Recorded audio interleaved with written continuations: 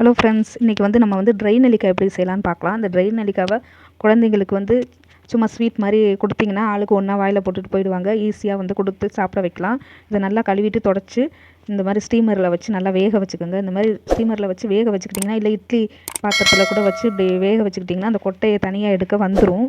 இந்த மாதிரி தனித்தனியாக எடுத்துருங்க. எடுத்துட்டு ஃபுல்லாக கம்ப்ளீட்டாக எல்லாத்தையும் எடுத்து வச்சுட்டு இதுக்கு ஏற்ற மாதிரி நீங்கள் சர்க்கரையை வச்சுக்கோங்க. உங்களுக்கு எவ்வளோ இனிப்பு தேவைப்படுமோ அவ்வளோ சர்க்கரையை நீங்கள் போட்டுக்கலாம். கொஞ்சமாகவும் போட்டுக்கலாம், இல்லை நிறைய பிடிக்கும்னா நிறையவும் போட்டுக்கலாம். நான் ஒரு கப் சின்ன கப்பில் நான் போட்டுக்கிறேன். போட்டுட்டு நீங்கள் அதை நல்லா குலுக்கிடணும். குலுக்கி நல்லா விட்டுடுங்க. ஒரு 2-3 நாளைக்கு அப்படியே நீங்கள் மூடி போட்டு மூடி வச்சிடணும். அதில் அந்த சுகர் கரைஞ்சிட்டு நல்லா மெல்ட் ஆகி அதில் ஊறி இருக்கும்.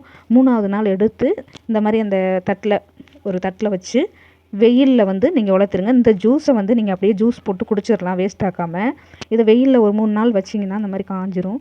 காஞ்ச பிறகு அதில் சுகரை நல்லா தூள் பண்ணி அதில் கலந்து போட்டுக்கிட்டிங்கன்னா ஒன்றோட ஒன்று ஒட்டாமல் இருக்கும். அதுக்கு பிறகு நீங்கள் காற்று போகாத ஒரு டப்பா பாட்டிலில் நீங்கள் எடுத்து போட்டு வச்சுக்கிட்டிங்கன்னா ரொம்ப நாளைக்கு நீங்கள் வச்சுருக்கலாம்.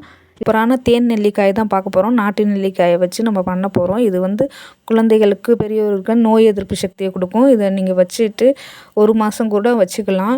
இதை எப்படி செய்யலான்னு பார்க்கலாம். பார்த்தீங்களா, ரொம்ப ஜூஸியாக சூப்பராக வந்திருக்கு. இந்த நாட்டு நெல்லிக்காயில் இதை ஈஸியாக நம்ம பண்ணலாம். கடையில் விற்கக்கூடிய ஹைப்ரிட் நெல்லிக்காயை வாங்கி செய்யாதீங்க. இப்படி கட்டி வேக வச்சுருங்க. வேக வச்சுட்டு அதை தனியாக வச்சுடுங்க. ஏன்னா ஆவியில் வேக வச்சிங்கன்னா தான் அதில் உள்ள சத்துக்கள்லாம் போகாது, முழுசாக இருக்கும். இப்போ இதில் உங்களுக்கு தேவையான வெல்லத்தை துருவி போட்டுக்கோங்க. உங்களுக்கு எவ்வளோ இனிப்பு வேணுமோ அவ்வளோ துருவி போட்டுட்டு இந்த மாதிரி கொதிக்க விட்டு நல்லா கம்பி பாகு வர வரைக்கும் காய்ச்சிட்டு நல்லா திக்காகிடும். இந்த மாதிரி வந்தோடனே இறக்கி ஆற வச்சிடுங்க. அவ்வளோதான். இது தேன் நெல்லிக்காய் ரொம்ப ரொம்ப சுவையாக இருக்கும். ரொம்ப சாஃப்டாகவும் இருக்கும். நல்லா ஒன்று குழந்தைகளுக்கு கொடுக்கலாம், பெரியவங்களுக்கு கொடுக்கலாம். டெய்லி கொடுத்துக்கிட்டு வந்தீங்கன்னா நோய் எதிர்ப்பு சக்தி அதிகமாக கிடைக்கும். இந்த நெல்லிக்காய் ஜாம் எப்படி பண்ணலான்னு பார்க்கலாம். நாட்டு நெல்லிக்காய் வச்சு நம்ம எப்படி நெல்லிக்காய் ஜாம் பண்ணலான்னு பார்க்கலாம். இது ரொம்ப சூப்பராக இருக்கும். நெல்லிக்காய் நோய் எதிர்ப்பு சக்தியை கொடுக்கும். இதை செஞ்சு வச்சுக்கிட்டிங்கன்னா குழந்தைங்களுக்கு ஒரு ஸ்பூன் கொடுத்திங்கன்னா ரொம்ப நல்லது.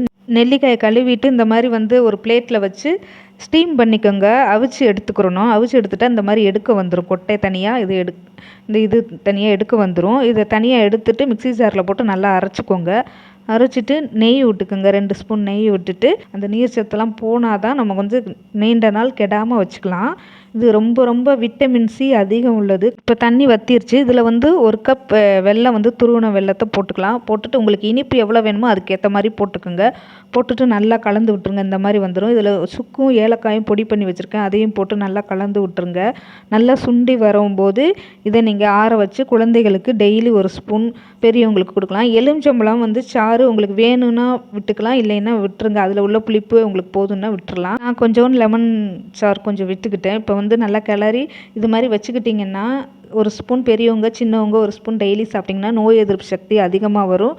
உடலில் ரத்தம் விருத்தியாகும். முடிக்கு நல்லது. இந்த வீடியோ பிடிச்சிருந்தா லைக் பண்ணுங்கள், ஷேர் பண்ணுங்கள், சப்ஸ்கிரைப் பண்ணுங்கள்.